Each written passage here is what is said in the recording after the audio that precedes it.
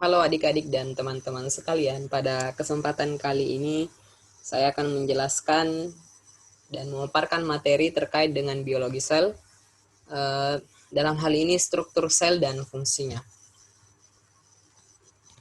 Adapun bahasan pertama yaitu teori sel. Nah, ada beberapa teori yang mengungkapkan terkait dengan sel. Yang pertama, ruang kosong yang dibatasi oleh dinding tebal disebut sebagai selule atau sel. Hal ini dikemukakan oleh Robert Hooke pada tahun 1665. Nah, teori yang kedua yaitu semua benda hidup tersusun atas sel, dikemukakan oleh Jacob Sladen dan Swan. Dan selanjutnya, semua sel berasal dari sel sebelumnya, atau omnicellular ex cellule, yang dikemukakan oleh Rudolf Virchow. Nah, teori yang ketiga ini biasa disebut sebagai, dikenal sekarang sebagai reproduksi sel, dan memiliki materi tersendiri terkait dengan bahasan tersebut. Nah, beberapa organisme terdiri atas sel tunggal atau biasa disebut sebagai organisme seluler yang memiliki hanya satu sel saja, sedangkan organisme lainnya berupa organisme multiseluler, di mana organisme ini terdiri atas beberapa sel yang saling terhubung, seperti itu. Nah, contoh dari organisme uniseluler seperti bakteri, Archaebacteria, dan juga protista. Sedangkan contoh dari organisme multiseluler ada tumbuhan, fungi atau jamur, dan juga animalia atau hewan. Nah, bagaimana kita mempelajari sel? Nah, bagaimana? Nah, sel dapat dipelajari dengan adanya temuan yang berupa mikroskop. Nah, sel bisa diketahui dan dipelajari sehingga ada banyak teori atau temuan-temuan yang didapatkan terkait dengan sel ini. Nah, ukuran sel umumnya antara 1 sampai 100 mikrometer ukuran diameternya, dan bisa dilihat dan diamati menggunakan mikroskop cahaya. Nah, bisa kita lihat di sini. Nah, sel itu dapat diamati menggunakan mikroskop cahaya pada ukuran 1 mikrometer sampai 100 mikrometer. Nah, di bawah dari 1 mikrometer seperti ini yang bisa diamati mulai dari atom hingga beberapa bakteri yang berukuran sangat kecil diamati menggunakan mikroskop elektron. Sedangkan di atas dari 100 mikrometer, contohnya adalah telur hingga tinggi dari manusia, itu bisa dilihat atau diamati menggunakan mata. Nah, sel terbagi atas dua macam. Ada sel prokariot dan juga sel eukariot. Nah, sel prokariot, kenapa dibedakan atas dua sel, yaitu prokariot dan eukariot? Nah, bahasan pertama yaitu sel prokariot. Sel prokariot merupakan sel yang tanpa membran inti. Berdasarkan namanya saja, pro sebelum dan karion yaitu inti, berarti selnya tidak memiliki atau belum memiliki membran inti, sehingga dikatakan sebagai sel prokariot. Dan selain itu, ciri dari sel prokariot, material DNA membentuk struktur nukleoid. Nah, DNA itu terdapat pada inti sel, tetapi inti sel tidak memiliki membran inti, sehingga intinya disebut sebagai nukleoid. Dan selanjutnya, pada umumnya membran plasma dilengkapi dengan dinding sel atau kapsul. Nah, contoh dari sel prokariot ada eubakteri atau bakteri sejati, dan juga ada archaebakteri atau bakteri primitif. Nah, seperti ini contoh selnya, gambar dari sel prokariot, contoh dari bakteri, sel bakteri, di mana yang saya tunjukkan ini adalah nukleoidnya. Nah, ini merupakan gambar hasil dari mikroskop, sedangkan ini adalah desain dari bakteri, dari sel bakteri. Nah, seperti itu. Sedangkan dinding selnya bisa kita lihat, dan organel lainnya ada ribosom, ada membran plasma, dan juga kapsul. Kapsul ini tidak semua bakteri mempunyai kapsul, cuman bakteri tertentu yang memiliki kapsul sebagai bentuk tambahan perlindungan diri dari lingkungan sekitarnya. Selain itu ada juga pili dan flagela. Selanjutnya untuk sel eukariot, merupakan sel dengan membran inti dari asal kata dari namanya, yaitu eu artinya sejati, karyon artinya inti. Berarti sel ini memiliki inti sejati, dalam artian sudah memiliki membran inti. Nah, sel eukariot ini terbagi atas beberapa contoh. Yang pertama ada protozoa, merupakan organisme uniseluler. Yang selanjutnya ada fungi, tumbuhan, dan juga sel hewan yang merupakan organisme multiseluler.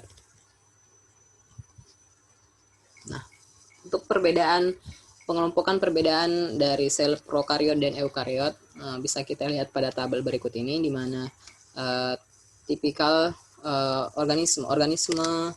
contoh organisme yang memiliki sel prokariot ada bakteri, sedangkan eukariot ada protista, fungi, tanaman, ataupun hewan. Untuk kisaran ukurannya, sel prokariot bisa berukuran 1 hingga 10 mikrometer, sedangkan eukariot 10 sampai 100 mikrometer. Contohnya seperti sel sperma, termasuk pada ekornya juga. Nah, adapun tipe nukleus pada sel prokariot berupa badan nuklear yang bukan merupakan nukleus, seperti yang disebut tadi sebagai nukleoid. Sedangkan pada eukariot memiliki inti sejati dengan dengan membran inti, ya, disebut sebagai inti nukleus. Nah, yang keempat, DNA. Sel prokariot memiliki DNA yang berbentuk sirkular, sedangkan eukariot berbentuk linear berupa kromosom dan juga memiliki protein histon. Nah, untuk ribosomnya pada prokariot berukuran 70 Spatford, sedangkan pada eukariot 80. Nah, untuk struktur dari sitoplasma, pada prokariot memiliki struktur yang sangat sedikit, sedangkan pada eukariot memiliki secara struktural sangat tinggi, yang disusun atas membran dan juga dari sitoskeleton. Adapun dari segi pergerakan sel prokariot memiliki flagela atau silia yang terbuat dari flagellin. Sedangkan eukariot sama flagela dan silia, tetapi tersusun atas benang-benang tubulin. Nah, pada sel prokariot tidak memiliki mitokondria. Eukariot memiliki, bisa mencapai jumlahnya 1 sampai 100, sedangkan prokariot selanjutnya prokariot tidak memiliki kloroplas. Pada eukariot memiliki, dapat ditemukan pada alga dan pada sel-sel tumbuhan. Selanjutnya untuk prokariot itu secara organisasi biasanya berupa uniseluler atau sel tunggal, sedangkan eukariot juga single cell atau sel tunggal, bisa berkoloni dan juga multiseluler dengan sel-sel yang sudah terspesialisasi. Kemudian untuk pembelahan sel dari sel prokariot berupa pembelahan binar atau pembelahan biasa saja. Kemudian eukariot dapat membelah secara mitosis, membelah secara normal atau disebut sebagai pembelahan sel tubuh. Kemudian meiosis, pembelahan sel gamet. Nah, seperti itu. Selanjutnya yaitu ultrastruktur sel. Ultrastruktur sel terbagi atas membran sel, sitoplasma, inti sel, dinding sel. Kemudian ada organel bermembran plasma. Dalam hal ini seperti sistem endomembran. Sistem endomembran ini merupakan sistem organel sel yang saling bekerja sama dalam hal sintesis penyimpanan dan juga transport beberapa makromolekul. Nah, sistem organel itu, sistem endomembran ini yang tergabung di dalamnya yaitu badan Golgi, retikulum endoplasma, lisosom, peroksisom, dan juga vakuola. Nah, yang di luar dari itu ada mitokondria dan kloroplas. Nah, ini contoh organel-organel yang bermembran. Selanjutnya ada organel tanpa membran, seperti ribosom, sitoskeleton, silia dan flagella, dan terakhir ada sentrosom. Kita bahas satu-satu. Yang pertama, dinding sel atau cell wall. Nah, dinding sel ini ditemukan pada sel tumbuhan yang tersusun atas banyak selulosa. Sedangkan pada fungi seperti jamur dan yeast juga mempunyai dinding sel, tetapi terbuat dari kitin. Nah, dinding sel memiliki daya serap bebas atau freely permeable berupa poros, dan juga tidak mempunyai efek langsung terhadap pergerakan molekul baik yang masuk maupun keluar dari sel. Biasanya tadi dikatakan melalui poros. Nah, poros pada dinding sel itu contohnya pada sel tumbuhan ini ada struktur yang berupa plasmodesmata. Nah, di sini molekul-molekul bisa keluar masuk melalui poros, melalui pori-pori ini yang disebut sebagai plasmodesmata. Nah, seperti itu. Kemudian fungsi dari dinding sel yaitu mendukung dan melindungi sel. Selanjutnya ada membran sel. Nah, membran sel ini membungkus sel, mengatur lalu lintas molekul untuk keluar atau masuk ke dalam sel, dan bersifat semi permeable. Artinya tidak semua molekul bisa masuk ke dalam sel. Nah, guna dari membran sel inilah yang bersifat selektif memilih molekul yang ingin masuk atau keluar dari sel, sehingga dikatakan sifatnya sebagai semi permeable. Nah, membran sel dan membran plasma itu berbeda. Membran sel merupakan membran yang menyelimuti sel ya secara keseluruhan, maksudnya menyelimuti sel dari luar, sedangkan membran plasma itu membran yang menyelimuti organel-organel yang ada di dalam sel. Itu yang membedakan, tetapi secara struktur sama. Nah, kita bisa lihat struktur dari membran sel di bawah ini. Ada protein, ada lemak, dan juga ada karbohidrat. Nah, protein pada membran sel bisa kita lihat ada berupa protein globular, protein integral yang menembus membran sel, sedangkan yang ada juga protein perifer yang hanya berada di tepi dari membran sel.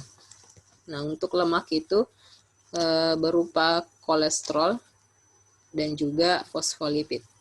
Nah, ini adalah fosfolipid yang memiliki kepala dan ekor. Nah, ini adalah struktur dari fosfolipid yang memiliki kepala yang bersifat hidrofilik, artinya hidro air atau filik suka air. Jadi bagian kepala dari fosfolipid ini suka dengan air sehingga posisinya mendekati air, dan yang di bawahnya ini merupakan ekor yang bersifat hidrofobik, dari kata hidro air dan fobik tidak suka dengan air, sehingga posisinya menjauhi air. Nah, begitupun yang di bawahnya, sehingga ada dua lapis, harus lapisannya ada dua, karena ekornya ini menjauhi keberadaan air.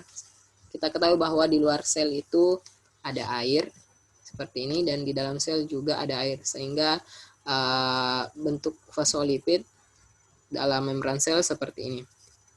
Nah, dalam keadaan seperti ini juga kita bisa misalkan jika hanya fosfolipid saja yang disebar di dalam sebuah air, maka akan membentuk struktur seperti ini, di mana bagian ekor atau bagian sisi hidrofobiknya berada di tengah, sedangkan bagian kepala atau bagian hidrofiliknya berada pada bagian luar dan bagian dalam yang dekat dengan posisi air. Nah, sedangkan untuk karbohidratnya pada membran sel itu bisa berikatan dengan protein yang disebut sebagai glikoprotein, dan ada juga yang berikatan dengan lemak, ada fosfolipid yang disebut sebagai glikolipid. Nah, seperti itu. Selanjutnya ada sitoplasma. Nah, sitoplasma ini merupakan segala sesuatu yang tersusun atas organel-organel. Maksudnya dalam hal ini semua yang berada di dalam membran sel, yang dimana nukleus tidak termasuk di dalamnya. Seperti itu. Lebih jelasnya di sitoplasma ada namanya sitosol. Nah, sitosol ini strukturnya seperti jelly yang tersuspensi di sekitar organel-organel, sehingga sitosol dan organel digabung sehingga disebut sebagai sitoplasma. Jadi wilayah inilah yang disebut dengan sitoplasma, di dalam dari membran sel dan di luar dari inti sel, sehingga baik organel maupun sitosol merupakan gabungan dari sitosol dan organel merupakan sitoplasma. Seperti itu. Kemudian organel selanjutnya yaitu nukleus. Nah, nukleus itu mengandung gen yang umumnya ditemukan pada sel eukariot. Beberapa gen juga berlokasi di mitokondria, di organel mitokondria dan juga kloroplas. Nah, gen-gen ini pada nukleus berbentuk kromatin atau berbentuk benang-benang seperti ini posisinya. Nah, seperti itu. Kemudian adapun diameter rata-rata dari nukleus sekitar 5 mikron. Nukleus ditutupi oleh membran nukleus. Ada 2 membran yang berukuran 20 hingga 40 nanometer. Sehingga ada yang disebut sebagai membran luar maupun membran dalam. Kemudian pada membran nukleus itu terdapat pori, nuclear pore complex, di mana pada pori-pori tersebutlah makromolekul yang besar ataupun partikel yang besar bisa berlalu lalang atau melewati membran sel melalui pori-pori tersebut. Dan selanjutnya pada sisi lain dari nukleus terdapat lamina nuklear, di mana seperti ini posisinya. Nah, lamina ini merupakan bagian yang menjaga bentuk dari inti sel. Pada lamina ini terdapat filamen intermediate atau kerangka sel berupa filamen intermediate. Nah, nanti akan dijelaskan bagaimana itu filamen intermediate. Intinya lamina nuklear ini yang mengatur bentuk dari nukleus itu. Seperti itu, sehingga nukleus ini sangat besar perannya di dalam sel karena juga mengandung materi genetik. Nah, untuk selanjutnya struktur dari sel ada organel yang bermembran. Yang pertama ada retikulum endoplasma. Nah, membran retikulum endoplasma merupakan kelanjutan dari membran luar dari pembungkus nukleus ini. Kita lihat bersambungan dengan ini adalah membran luar dari nukleus, ini adalah retikulum endoplasma, ada terbagi dua, ada kasar dan halus, dan membrannya saling terhubung dengan selubung inti atau selubung nukleus. Nah, kan terbagi dua, retikulum endoplasma ada yang kasar dan ada yang halus. Nah, perbedaannya, retikulum endoplasma kasar ditempeli oleh ribosom. Kita bisa lihat ini merupakan retikulum endoplasma kasar atau RE kasar. Nah, ini yang berwarna coklat ini merupakan ribosom. Nah, itu salah satu perbedaan. Sedangkan RE halus tidak ditempel oleh ribosom. Nah, seperti ini. Dan RE halus itu bentuknya seperti jala. Selanjutnya juga dari RE kasar berguna dalam sintesis dan transport protein. Nah, seperti itu fungsi dari RE kasar. Sedangkan RE halus berfungsi dalam sintesis lipid, termasuk di dalamnya lemak, dan juga steroid. Fungsi lain dari area halus dapat detoksifikasi racun dan juga obat-obatan, menyimpan kalsium untuk kontraksi otot, dan metabolisme glikogen pada sel hati. Selanjutnya ada organel badan Golgi atau aparatus Golgi.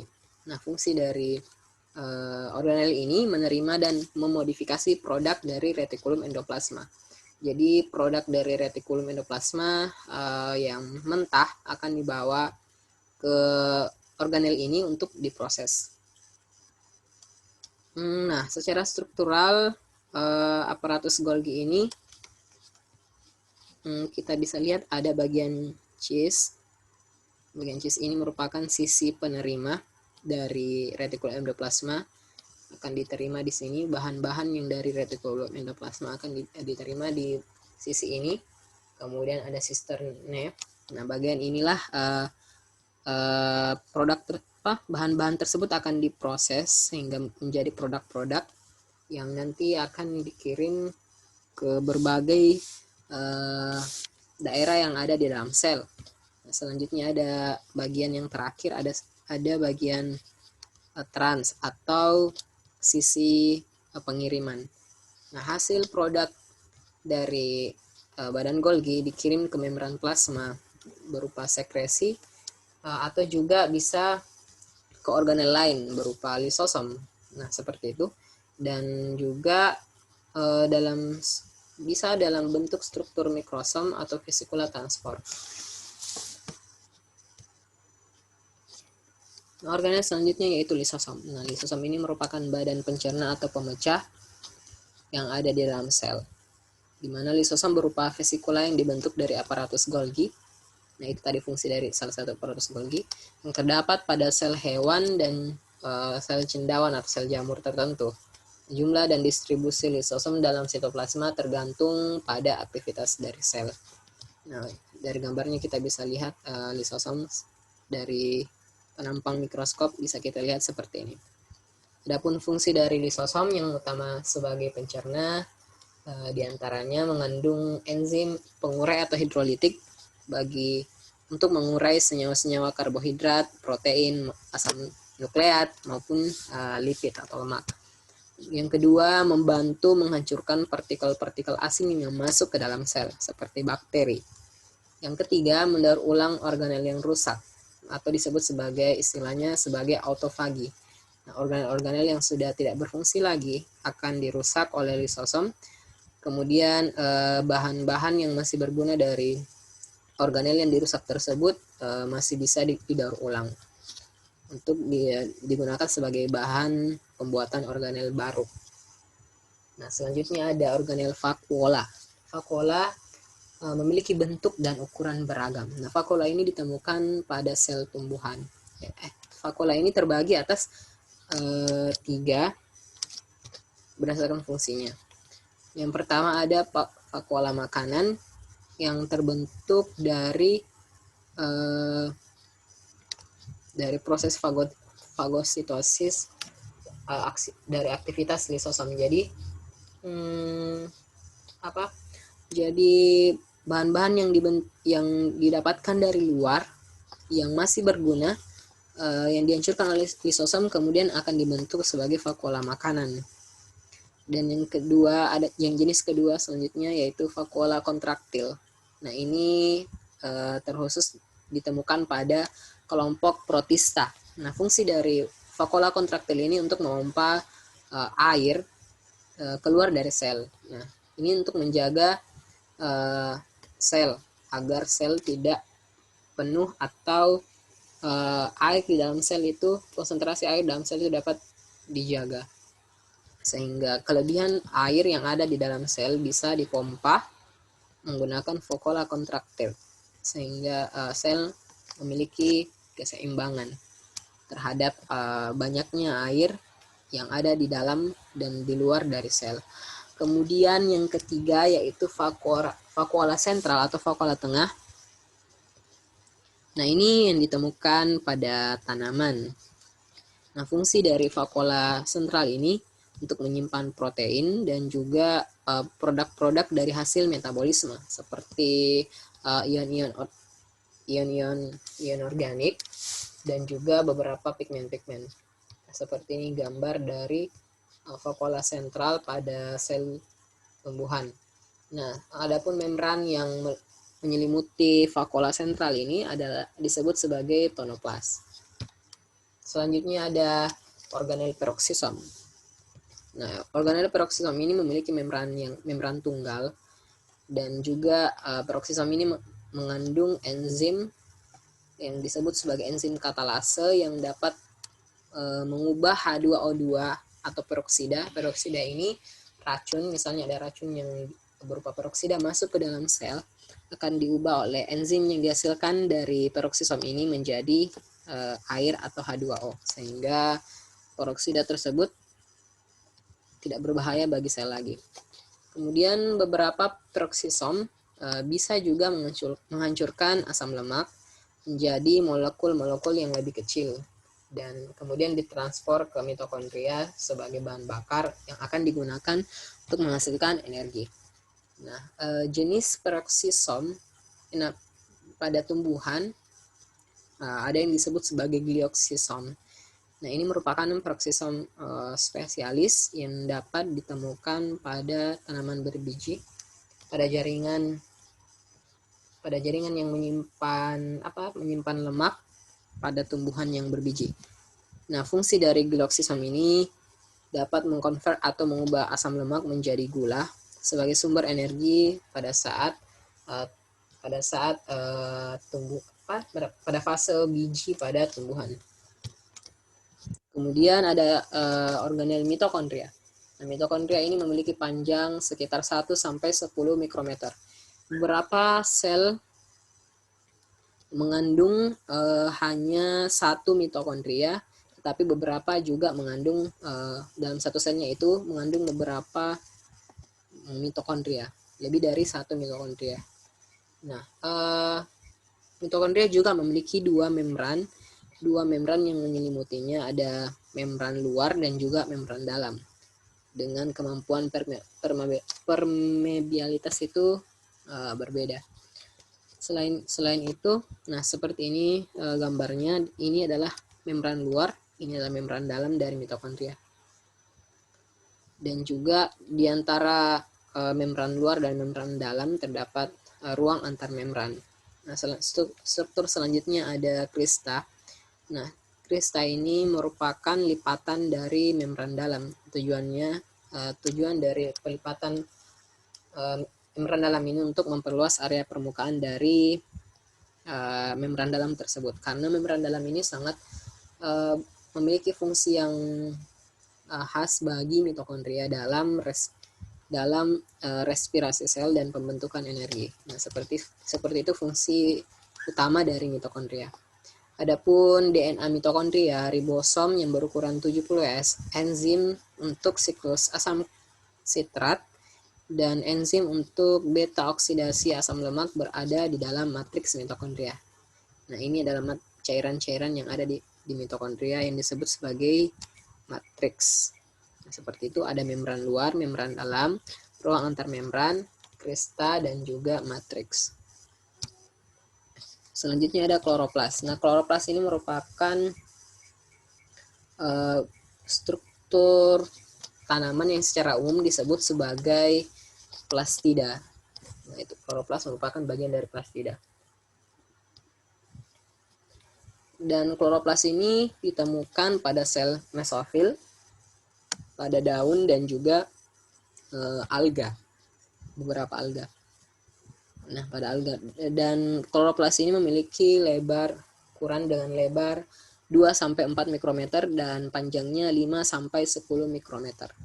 Fungsi dari kloroplas ini sebagai tempat berlangsungnya fotosintesis. Secara struktural kita bisa lihat memiliki dua lapis membran, ada membran luar dan membran dalam, dan diantaranya berupa ruang antar membran. Dan cairan-cairan yang ada di dalam kloroplas namanya stroma.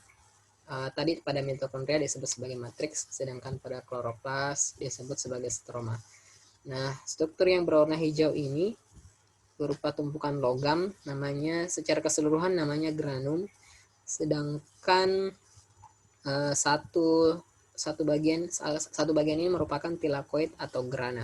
Nah, tumpukan-tumpukan tersebut ya disebut sebagai granum. Nah, pigmen yang menyerap cahaya dan enzim untuk membentuk ATP terdapat pada membran tilakoid. Jadi pada membran tilakoid atau grana ini, pada membran grana ini terdapat pigmen yang mampu menyerap cahaya. Dalam hal ini pada kloroplas disebut sebagai ada pigmennya yang berupa pigmen klorofil atau zat hijau daun. Nah, pada wilayah stroma, pada cairan dari kloroplas ini terdapat DNA sirkular, ribosom yang berukuran 70S, dan enzim untuk biosintesis karbohidrat. Nah, sama halnya tadi dengan mitokondria. Seperti itu yang pada stromanya dikandung hal serupa seperti dengan stroma pada kloroplas. Nah, selanjutnya struktur sel selanjutnya yaitu organel tanpa membran. Di antaranya ada ribosom. Nah, ribosom ini merupakan partikel yang terdiri atas protein dan RNA ribosom atau rRNA, sehingga disebut sebagai ribosom. Kemudian fungsi dari ribosom ini untuk sintesis protein. Nah, protein disintesis dari ribosom, dan adapun ribosom terbagi atas dua bagian yaitu subunit besar. Kita bisa lihat pada gambarnya seperti ini, subunit besar dan juga subunit kecil. Nah, ini subunit kecil. Nah, satu kesatuan ini disebut sebagai ribosom. Nah, pada prokariot ukurannya 70 Spatford, sedangkan eukariot 80 S. Nah, berbeda ukuran dari kedua sel ini. Nah, ribosom terdiri atas dua macam, ada ribosom bebas dan ada ribosom terikat. Nah, ribosom bebas ini merupakan ribosom yang bebas atau tersebar di sitosol. Nah, seperti ini kita lihat, ini adalah wilayah sitosol. Nah, di cairan sel ini terdapat ribosom yang disebut sebagai ribosom bebas, sedangkan ribosom terikat ini adalah ribosom yang melekat pada retikulum endoplasma. Tepatnya retikulum endoplasma kasar. Nah, adapun perbedaan kedua ribosom ini, secara umum kan ribosom berfungsi untuk sintesis protein. Spesialisasinya untuk ribosom bebas, dia berfungsi untuk sintesis protein fungsional, dalam contohnya seperti enzim. Sedangkan ribosom terikat untuk mensintesis protein struktural seperti protein-protein penyusun membran, seperti itu. Kemudian ada sitoskeleton. Nah, sitoskeleton ini merupakan sistem penghubung antar nukleus, organel, dan membran plasma, serta juga membentuk morfologi sel. Nah, sitoskeleton dari kata sito artinya sel, skeleton atau rangka dari sel. Seperti kita manusia, rangka kita berupa tulang. Nah, pada sel ini rangkanya disebut sebagai sitoskeleton. Nah, terbagi atas 3 macam sitoskeleton. Yang pertama mikrotubulus, yang kedua mikrofilamen, yang ketiga ada filamen intermediate. Nah, ini yang saya sebut sebelumnya filamen intermediate. Pada nukleus tadi saya sebut sebagai lamela nuklear yang memberi bentuk nukleus. Nah, saya jelaskan dari mikrotubulus dulu. Secara struktur, mikrotubulus disusun oleh polimer protein tubulin, di mana fungsi dari mikrotubulus ini yang pertama menjaga bentuk sel, mendukung pergerakan organel, jadi organel diatur pergerakan oleh mikrotubulus. Yang ketiga mendukung pergerakan sel juga, jadi selain organel juga mendukung pergerakan sel. Contohnya pada silia dan flagela.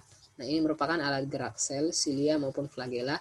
Nah, ini terdiri atas mikrotubulus, sehingga sel bisa bergerak atas bantuan mikrotubulus tersebut yang terdapat pada silia dan flagel.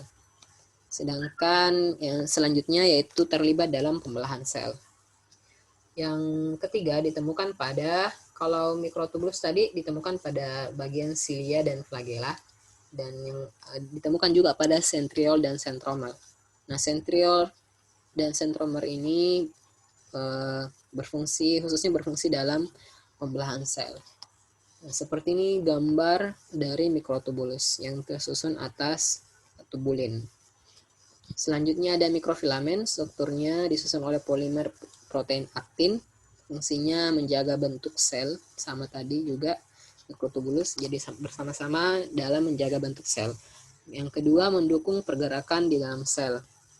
Nah, seperti itu. Jadi di dalam sel pergerakannya dibantu oleh mikrofilamen. Nah, ditemukan pada sel-sel otot. Nah, mikrofilamen ini ditemukan pada sel-sel otot. Dan juga ada pada mikrofili, ada pada Pseudopodia amoeba. Jadi amoeba bisa bergerak dengan bantuan pseudopodia yang tersusun atas mikrofilamen. Seperti ini struktur gambar dari mikrofilamen yang tersusun atas aktin. Selanjutnya yang ketiga ada filamen intermediate disusun oleh serat protein keratin secara struktur. Fungsinya menjaga bentuk sel sama dengan mikrotubulus dan mikrofilamen bersama-sama dalam menjaga bentuk sel. Dan yang kedua menjaga letak organel di dalam sel. Nah, dapat ditemukan pada lapisan membran inti. Nah, tadi saya sudah jelaskan pada membran inti ini disebut sebagai lamela nuklear. Dan yang kedua ditemukan pada lapisan membran beberapa organel. Seperti itu. Nah, begini gambar dan struktur dari filamen intermediate yang tersusun atas serat keratin. Nah, selanjutnya organel tak bermembran lainnya ada silia dan flagella. Saya sudah katakan bahwa silia dan flagella ini merupakan organisasi sitoskeleton yang dalam hal ini mikrotubula tadi yang saya jelaskan yang berfungsi untuk pergerakan sel, berfungsi dalam pergerakan sel. Nah, silia dan flagella ini dapat ditemukan pada sel prokariot dan juga eukariot. Dalam hal ini sel hewan dan juga beberapa sel protista. Nah, silia dan flagella ini berfungsi dalam lokomotif atau pergerakan sel. Seperti ini contohnya sel yang menggunakan flagella dalam pergerakan selnya contohnya pada sel sperma. Bedanya flagella bergerak, arah gerakan dari flagella ini searah seperti ini, seperti pada sel sperma ini. Kemudian untuk silia sendiri arah pergerakannya berbeda dengan flagella. Dia berbeda di mana pergerakannya bisa ke segala arah seperti ini. Kita bisa lihat gambar bagaimana silia bergerak. Dan silia ini ukurannya itu lebih kecil dibanding dengan flagella. Dan silia ini bisa menutupi seluruh permukaan dari suatu sel, seperti pada sel bakteri pada gambar berikut ini, di mana silia menyelimuti seluruh permukaan sel sehingga sel bisa bergerak dengan bantuan silia ini. Nah, organel tak bermembran selanjutnya yaitu sentrosom dan sentriol. Nah, sentrosom tersusun atas mikrotubulus. Mikrotubulus tadi saya jelaskan bahwa dapat ditemukan pada sentrosom dan juga sentriol. Nah, sentrosom ini merupakan bagian dari struktur sel yang tadi tersusun atas banyak mikrotubulus yang letaknya dekat dari nukleus. Seperti ini gambarnya. Nah, sentrosom ini mengandung sepasang sentriol. Jadi sentriol ini ternyata yang membentuk satu kesatuan menjadi sentrosom. Nah, dua buah sentriol membentuk satu buah sentrosom, atau satu sentrosom terdiri atas sepasang sentriol. Dan sentrosom ini ditemukan pada sel hewan. Dan fungsi sentrosom dan juga sentriol ini berfungsi dalam pembelahan sel. Nah, untuk Nah, selanjutnya untuk perbedaan sel hewan dan sel tumbuhan dari struktur penyusun selnya, dalam hal ini organel-organelnya. Pada sel hewan itu tidak ditemukan kloroplas. Seperti ini yang dituliskan, tidak ditemukan kloroplas, dan juga tidak ditemukan vakuola sentral dan juga tonoplas. Tonoplas ini tadi yang saya katakan membran dari vakuola tersebut, dan juga tidak ditemukan dinding sel bersama dengan plasmodesmata atau pori yang terdapat pada dinding sel ini. Dan sedangkan untuk sel tumbuhan tidak ditemukan lisosom pada struktur selnya, juga centriole dan flagella pada beberapa jenis tumbuhan berbiji. Nah, seperti itu materi sel, struktur sel dan fungsinya. Semoga bermanfaat dan menambah ilmu teman-teman dan adik-adik sekalian. Sekian materi yang saya bagikan, yang saya jelaskan. Terima kasih dan salam.